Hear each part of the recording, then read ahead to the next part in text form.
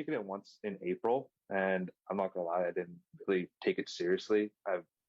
I've been told by two different people that the LSAT's like an easy test, and someone else told me that LSAT's an easy test, and they both got 175 on their first try. And I was like, oh well, if it's easy for you guys, it's probably easy for me. So I went in, I signed up for the 7-stage program because that's what they signed up for, and it was pretty bad advice I got. They told me you don't need a practice test or anything, just go through all the lessons, you'll be fine. And I did that, and I got a 150. And I looked at them and I was like, what is this? You told me it's pretty easy. This is not what it is, right? And then I decided to take a little break, and I got back on track in August, and I started studying again. I've always gone like -2, -1 on the logic games from the start. So that, but my major concern is reading comp. And that's basically where I'm at. I need like a lot of help with reading comp because I am now averaging -5 on LR. And a logic games, sometimes I ace it, sometimes I get one or two wrong, just silly mistake here or there. But RC, I think I'm averaging like a -11 or -10. And that's where I'm trying to get a 171. Like that's my goal score. Like I remember in one video you said always aim for the 170s, like because you never know. And my mindset's on a 171, but I would still be happy with the 165 or plus because I'm applying to Canadian law schools. So that's basically where I'm at.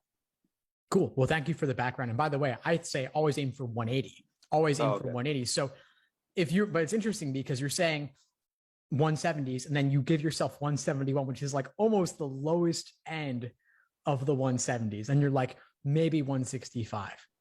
I want you to toss away that mindset. Let's aim to understand everything. Okay. Reading comp. What's your current approach like?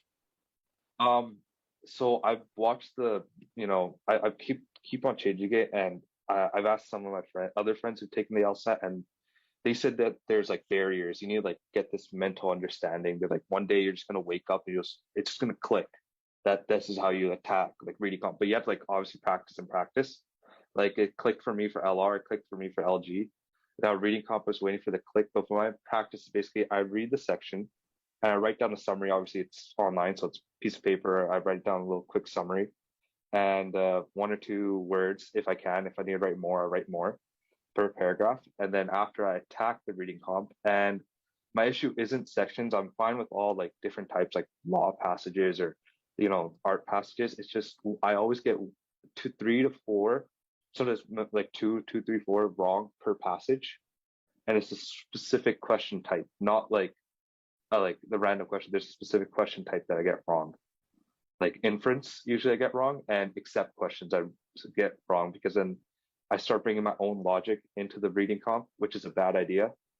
Because then they're like, "Oh, make an inference," and then I start bringing outside world logic. I'm like, wait, it's like that's just inference from the world that they tell me to believe in. Sure. Okay, you're bringing inference questions are among the more difficult in reading comp, and your intuition is actually correct that in reading comp, inference questions sometimes require a little bit of assuming what's most likely to be something the author would agree with. However, it must be based in specific text from the passage. So part of the review process must involve going back to the passage to find the key lines that support a given answer choice. And then for whatever you choose, looking for those key lines. For whatever you answer incorrectly, you then need to find, well, what I thought supported this actually doesn't. So the review process for this can be really grueling because you're going through 450 to 500 words to look for it. Yeah. I know I forgot how to pronounce the name, but it starts with a P, and like using like you can watch the journey. Control F is like a big help for the like RC section, because sometimes I just skim, like when there's like context, not even like support, just context or something. I just like skim it. I don't really read it, and then I can just Control F during a question and just find out pretty easily. It feels like it's cheating, but I know it's not. No, helps. It's not. It's totally fine. Yeah, use it to the fullest possible extent that makes sense for you. And one recommendation I have is look for the beginning of a word, not necessarily the entire word, because you can have variations on a word. So the root will oftentimes be the first half of the word or the first third of the word, but you then leave it open for slight modifications of that word. Okay. Do you like how like what like do you think is I'm missing basically? Like I have some notes here, that's what I'm looking here. Like for the RC section, like if I'm like now for LR, I know there's specific question types that I just need to work on, not like the fundamentals. Do you think I should go back to the beginning and work on fundamentals, or do you think I should try something different or like a new approach?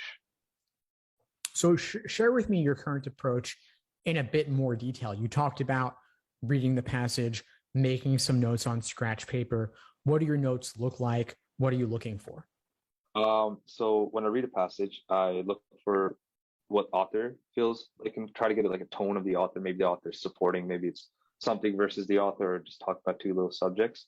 Like for example, if it's talk about subject X and I can like read and notice that the author really supports subject X, I can write down on the side like author, like I have little annotations. I write A and then like a happy face, like I draw a little happy face, like okay, he likes it, or like frowny face, like oh, he doesn't like it. It just get my mind to think it that way. And then I write, all right, is he talking about theory? And is the theory really specific? And I can just like a little details, like, all right, this is what he's talking about. And in the first paragraph, maybe he's talking about theory and there's a problem with it. So I write theory slash problem. Then I go into the next passage, try to see if he's supporting the theory or if he's like trying to dismantle the problem, trying to find like, a problem, there's solutions to problems. Like maybe he's going to be like, oh, this is the solution to the problem, or we can ignore the problem because it's not relevant. And then I write that down, be like, all right, support for theory or support for destroy problem. I write those things down. And then that's basically how I go for the RC section. Like How long is all of this taking you? I can do that within 2.5 to 3 minutes. So I know timing's a big thing, especially for like if I'm not writing it down, I can read the passage in like a minute, but then I have to make sure I comprehend the passage, not just read the passage, because I'm a pretty quick reader, but then when I have to understand it, first in the beginning, I was like, let me read every single line and understand every single line. But then I realized that's not necessary because half the questions don't even talk about 75% of the passage. It's just about specific points. So that's exactly right. Yeah, that's where I'm at reading comp. It's sometimes I get like the summary wrong. Like I write a little bit too less. I know you're not supposed to write too, there's a sweet spot. You're not supposed to write too less or too much because you don't want to spend time just writing and writing. And sometimes I just like, I try to understand it and I go back to my summary. I'm like, I don't know what I just wrote. I don't get this. And then I have to reread the whole passage and it like brings me down, like mentally it brings me down, like, oh no. And then I've done like a lot of practice tests. When I first started with RC, I know I've done bad. It brings me down for my whole exam. I'm trying to get through that because it's like, I need to realize that, okay, this is just one section. That bringing me down shouldn't relate to the other sections because I know I'm doing well in the other sections. And I'm just trying to break that mental thinking as well right now. Gotcha. Okay, so I saw two things here. One is the reading comp. One is the general potential of one section to bring you down when you've already moved on. So the reading comp, the notes. I'm glad that you're able to complete your note-taking process and your initial read in 2.5 to 3 minutes. Yeah. Everything you described sounded like a lot, so I was kind of worried, like, was it actually taking 5 minutes? But that's good to hear. My question for you, though, is what you're taking notes on useful to you? And is it focusing you on the right things at the very least to solve all the general global questions at the start? Yeah, the note-taking, it's really helped me. Like sometimes for main point questions, they're like, I have to I get between two answer choices. I know like always eliminate your wrong answer choices. That's how my method is. Eliminate wrong answer choices first. Right away when I see something wrong, just cut it out. Don't ever think about the answer choice again. Then I get stuck between two. Then I have to read a little bit more straight because there's usually a difference of a word or like a little like just a stronger word and one's more general. And you have to pick one main point. That sometimes I get confused about the main point, but usually in general, I'm pretty good. My summaries are really good with the matching of the questions are in general focus. Fantastic. That's great to hear. So it sounds like your current approach is largely working for you, but if you're getting -9, -10, -11 in a section, something's obviously not going right. So my main question then is, are those questions clustered into one main passage out of the 4, or are they spread fairly evenly throughout? They're spread decently, but then I noticed when I do my practice test usually during 7 stage or LSAT, and you can use your resources to see if one reading comp section is harder than the others. Usually when the art section is fully difficult, there's too many words. That's when I see like majority of mistakes in that one section, because it's just, I think too that sometimes art sections get really wordy, and you're just like, okay, does this even make any sense? Does this relate to that? And then they use a different word, and you're like, this just destroys my whole summary. And you're like, okay, God, I gotta switch my summary around. Yeah. So Okay. that's where it gets a little bit issues. But when it's like a common, like it's equal difficulty all across the board, then there's equal mistakes all across the board. Okay. So then my suggestion would be, for those arts passages or whatever they are where wrong answers are clustered, in addition to reviewing the individual questions, also make sure that you're taking enough time during your review to fully dissect and break down the entire passage into simpler language. If you look at any of the deep dive class recording videos in the course, you'll see that I've spent a lot of time just taking passages from LSAC and rewriting them in simpler language, like I was trying to explain to a 5-year-old, that kind of thing.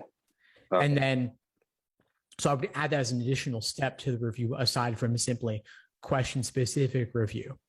Mm-hmm. Okay, so and for the wrong answer journal, I'm doing it for LR. How should I write it for RC? Because I've seen sometimes you could write RC wrong answer journals, and some people are just like, it's just your method of reading. It's just you didn't understand it properly. I try to do a wrong answer journal for RC. It's just like, okay, maybe I write like, my answer is this is the real answer. Where was my error? Oh, I didn't write a good enough summary for this or something like that. There's not much I can write for the wrong answer journal for RC. It's just mostly just obviously reading errors, or I didn't understand the passage. I actually think you could do a lot of the same things for reading comp as you do for LR. Mm-hmm. The passage is just a longer stimulus. Okay. And you need to hone in on the specific portions of the passage that relate to a given question, a given correct answer choice. But a lot of the misreadings or misinterpretations are largely the same. Mm-hmm. Okay. Yeah, because I remember watching a video then on the Unplugged, and it was just saying that it's not about the topics. There's a system. It's like usually like compare, contrast. Like it's sometimes author v someone, or it's just author supporting a passage. There's like certain methods of them writing the RC. There's a type of argument that they do use. It's not law can be author v someone, or law can be author supporting just one thing. Yeah, that's exactly right. Yeah. That's exactly I'm getting to that thinking. I'm getting to that point where I can realize this passage is like this, and I know there's a specific way to tackle that type of passage. Mm-hmm. So I'm just trying to get to that mental, like passing that wall, just climbing over and just seeing the horizon and trying to see, all right, I figured it out.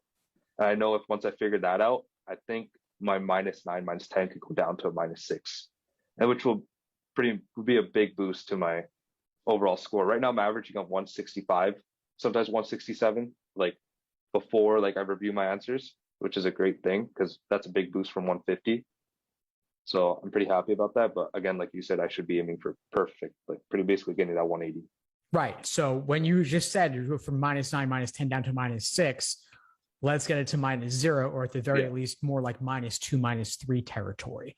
Mm-hmm. If you change your reading comp review process, as I demo in my deep dive classes, there's a lot that you can do. The fact that you're saying that, oh, well, reading comp doesn't lend itself to a wrong answer journal, I completely disagree. If you watch the deep dive videos, I think you'll see what I'm talking about, because I'm reviewing it in class in the exact same way. If anything, you can review more because you have a much larger body of text to work with and analyze. There are some ridiculously tough arts passages, which means that there's a lot to dissect and analyze in them. They may not just be wrong answer. It could also be wrong passage interpretation on top of that. Yeah. I heard a tip. I don't know if I should use this, but it's just like go look, read the passage and like see how long it is. Just like scroll and see how long it is, and just get a general sense of it, and pick the hardest one first, and then go for the easier ones. I don't know if that's even worth taking a shot or not, or just go with the flow and go first to the last. I've heard that before, and I think it's terrible advice. I would never do the hardest stuff first. Everything's worth the same. So I would lock up those easy points first. And things on the LSAT are generally presented in a rough order of difficulty. Mm-hmm. So usually I think it makes the most sense to just do things in the order given. Okay. Yeah, I do that. That was my thinking for LG. And then LG, I'm just great at. And then I think it's like you said, you can master LG. You can get -0 every single time if you really just understand it. I'm just trying to get that understanding for RC. It's difficult seeing like your other two sections, they're like -5 and -0. And then you see your RC just sometimes double digits. You're like, God, I'm doing something really wrong there. So it's And definitely the area to focus for sure in yeah. your case. Yeah. And how should I focus? Should I just, I heard that sometimes every day, just in the morning, like I wake up pretty early or study late, like depending on how my mood is, like just to avoid burnout. I study when I feel like studying and I like, which is still most of the day. I like study the LSAT for fun. I've tricked my brain to thinking like it's a fun job. Make sure it's fun and you enjoy the LSAT. Because I dealt with burnout the last time I took the LSAT. I was just studying like 6, 7 hours, like just going hardcore, just and then my brain was like on the LSAT day, he's like, I don't want to do this, but let's just get this over with. And Yeah. now I find the LSAT fun in a weird way. And RC is kind of destroying that fun, but I know once I pass it, it's just a barrier. And then it's just gonna overall have like, I'll be happy. So when you do first read an RC section, do you like, should I skip like some questions and go for some questions first, or should I just go for the question order? Like, because I've heard, like, I've seen a lot of your classes, and then people say, "Oh, I just skipped a certain question, and I go back to the first question, I go to the third question, I go to the second question, or something like that." Great question. So I do recommend approaching the questions within a passage in a particular order. I would do the 4 passages as they're laid out, first, second, third, fourth, but within a passage, I would do all the general global oriented questions first, like main idea, primary purpose, passage organization, best title, tone, things of that nature. I would lock those up first because they're the most general in nature. If you read a passage and you can't articulate the main idea or spot it out of 5 choices, then you don't really get the passage, right? So I would lock those up first. Then I would do any local detail-oriented questions that on the paper LSAT, they had line number references. On the online LSAT, they'll highlight it in turquoise in both the question stem and the passage text. I would do those next. And finally, I would do those more inferential, tougher questions, the ones that you mentioned, giving you the most trouble. There they are, the hardest, so that makes sense. So I would do global, local, inferential. And that inferential includes anything tough, like the parallels, for example, in reading comp, which are going to be the most time consuming. I would do those last for sure. Yeah, no, sometimes I do skip the LR questions where it says parallel flaw. I'm like, you know what? I'll leave you for last. I'll come back to you because I know you're going to waste most of my time and I can use that time for other questions. Exactly. And the other thing I was going to say, I think you were starting to go in this direction, but you pivoted, was how to address spending more time on reading comp because it deserves more time in your study regimen, right? So a simple way to do it might be, you knock out a passage first thing in the morning. It might just before anything else. It could also be that you give it a disproportionate amount of time in your overall study day. So rather than a third for each of the 3 sections, I might give reading comp 60% and then LR and logic games 20% each in terms of any drilling, attending classes, watching class videos, or doing individual timed sections. Okay. And obviously do these set drills timed, or should I do it on time? Because I've noticed my score, like when I do a time section, my scores are in like sometimes the double digits, but when I like take my time and finish it, like it's not much. It's not like I'm doing like an hour of RC. It's like 5 minutes extra or 6 minutes extra, like from the 35 minutes. My score does go down to -8 to between a -5. I don't know if it's just because I'm taking more time to understand, like I'm not like wasting my time, but it's taking more time to read the passage slowly. What do you think? Should I just do it on time or should I do it timed until I start hitting those numbers that I want and then switch to timed? At this point, given what you've done so far, I would do the work timed. I would do it timed initially. And then, of course, review untimed as much time as you need. So, for example, let's say you're going to attend a reading comp class or watch a reading comp video. You complete the passage in advance under timed conditions. And then for any passage that gives you trouble, you then watch the associated video or attend the class. If it's a video, pause as necessary. Look for the key lines or keywords supporting or refuting a given answer choice. Okay. Yeah. because after the review section, I see like before my review section is like sometimes double digits, but after it does go down like substantially. I'm like getting -5, -4 wrong, and I'm like, it's like that. Like I keep saying, the mental thing is just like I could have gotten that score, but I did it, and it really sucks. And Sorry, yeah, that regret element, it ties back into the having difficulty letting go yeah, of, let's say, reading comp when you've already moved on to logic games. yeah, So I see yeah, this thread, which is a natural one, of course. yeah. Because I've noticed when I take practice tests like fully timed, when I start with LR, LG, I'm in the 167s. I'm like up there, right?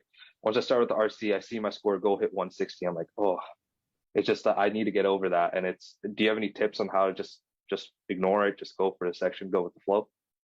Well, definitely not just hoping, because they could give Yeah, you reading comp first on test day, right? yeah, So I would definitely do more set full length exams with reading comp earlier before the break, yeah, first or second. yeah. Adjust that And ratio. Yeah. yeah, and it is a 4 section exam now because they changed the flex, right? Yeah. My approach is I do like like when I do the practice test, they have the option for flex, which is a 3, and then my 4 section is like the wrong answer journal where I make that into a section because it's like the more difficult LRs. Or should I just like switch it up whenever and add like an RC or LG or like, because I keep on doing like RC, LG, break, LR, LR, or something like that. I just, and the 4 section is always LR for me. Okay. Yeah. So I definitely wouldn't make the 4th section always anything. Variety is key because test day is randomized. You're going to have variety. Yeah. I would probably make it reading comp because you want to work more on reading comp. The wrong answer journal idea is interesting. I think it's cool to drill tough questions, but I don't think it really is valid to make up your own section. Are you giving yourself like 25 tough LR questions? No. It's not 25 tough. I like pick out, all right, so this, like, these are some wrong sections, right? And I'm like, all right, I can pick up 10 wrong answers and I'll pick 10 questions. I'm like, okay, I'm gonna do these 10 questions. But then I see their difficulty, then I grab some other questions from the problem sets and stuff. Like we get to customize the choices. I'm like, all right, let me just average it out, make it like a simple regular LR. Let it just grow into the more difficult questions, not just start off 25 difficult and just go all the way through. No, it's a cool idea. I think it's creative, and I think there's benefit to that for drilling on the side. But in the context of a full exam, to make it as realistic as possible, I would just do 4 actual sections as designed by LSAT. So you could do reading comp, games, break, LR, another reading comp. That's one way to do it, where that gives you 2 reading comps. And then on the side, do your tough questions drilling or whatever. But to best prepare yourself for test day, I want you to make those exams as realistic as possible. Okay. And so basically from now on, just, all right, we have it recorded. Okay, I'll just look at it. But you're just saying, drill LRC first, undertimed, try my best to get more efficient with those questions. And, after I'm done the drill, work on it, review it, understand it to a more fundamental until like, it just basically now just practice until I break a threshold or something, or get on like break a mind of understanding and RC better or something like that. Yeah, so take full exams and review them in depth. Keep learning the Socratic review method to review in greater depth, and you have different tools available to you to help you understand difficult passages or difficult reading comp individual questions. Then the other thing I was going to say regarding letting go is mindfulness meditation, training your brain to focus on the task at hand. If reading comp was first and there was a tough arts passage or whatever, you let go, you move on, you're doing this game now, or you're doing this tough LR question now. And you can you just train your brain to focus on that single thing. It's not easy. The mind naturally wanders, and there's all those hypothetical scenarios of doom about the score dropping with any passages that gave you trouble. But you've got to learn to let go of that. And even just practicing mindfulness meditation, focusing on your breath, is working on that very same muscle. So I would implement it even just a few minutes a day. Okay.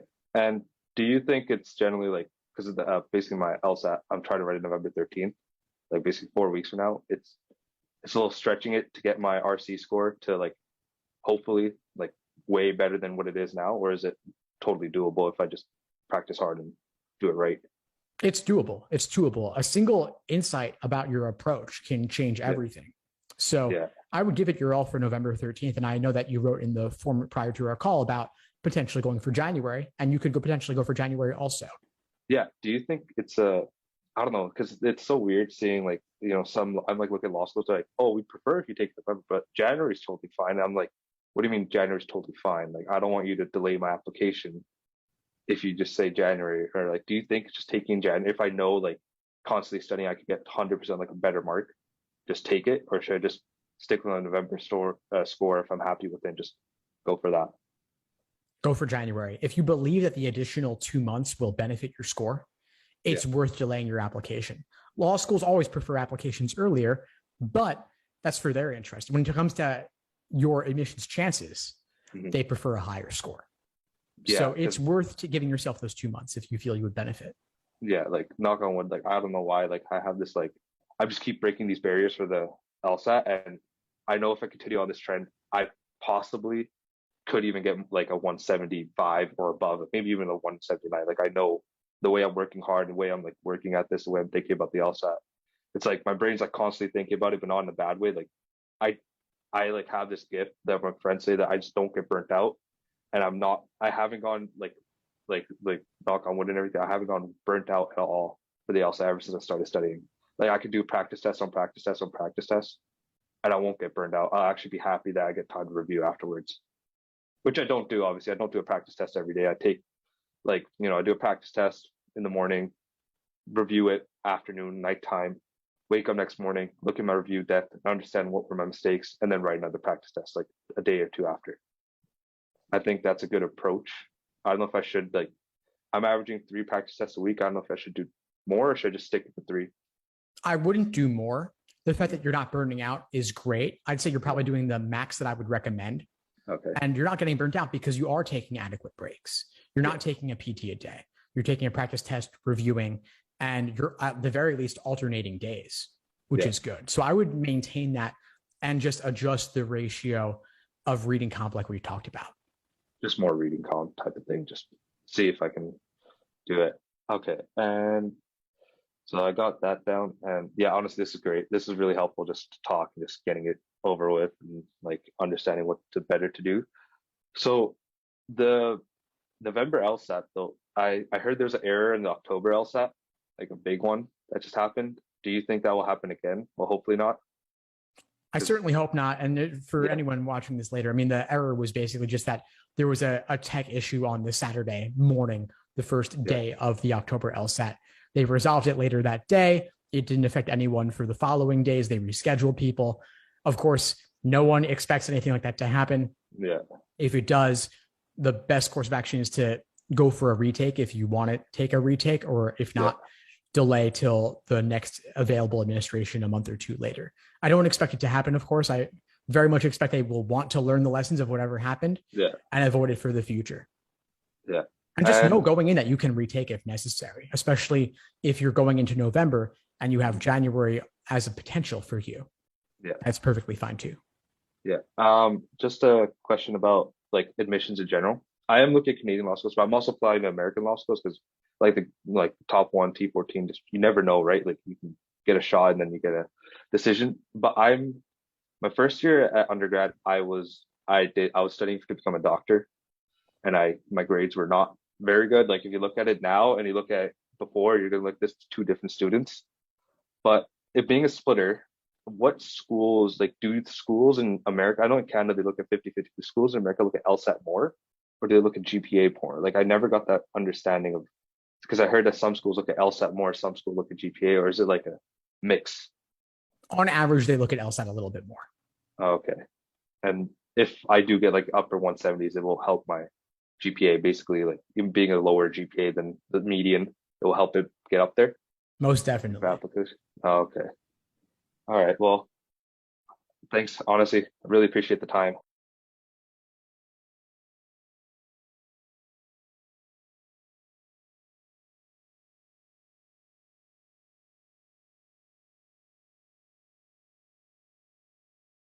I just love a quick question. Yeah, sure. During main points, when you get stuck between two answer choices, what's the approach that you should like do? Should you just go back into the passage like nitty gritty, try to find the detail, or is it like just I don't know some other approach? Yeah, I would go back. I would go back to find the key part of the passage that best summarizes the author's main point, the best summarizes their opinion. Okay. and focus there. And then also ask yourself, is this merely technically true, or is it comprehensive, taking in the entire passage? Sometimes things are technically true and they're tempting for that reason, but they're particular to a specific paragraph and don't capture the entire thing. Okay. Yeah, that's one error I see. I like pick the answer choice because it looks really good, and I'm like, wait a second. And then after review, I'm like, that's just talking about 2/3 of the passage. Mm-hmm. This is talking about the one whole passage, even though it seems like a less strong answer choice and not that good of an answer choice. So yeah, but yeah, that's everything. I'll hope for that 180 if I do get it, but hopefully I get a good score and everything. Awesome, BK. Yeah, we'll do everything you can to get there. I'll be here to support you. Reach out if you need anything at all. I'm happy to help. All right. Thank you very much. Thanks for tuning into the show. Please subscribe if you haven't done so already to be notified of new episodes as I release them. And feel free to reach out if you need anything at all as you move forward with your prep. I'm happy to help however I can. In the meantime, I wish you all the best and take care.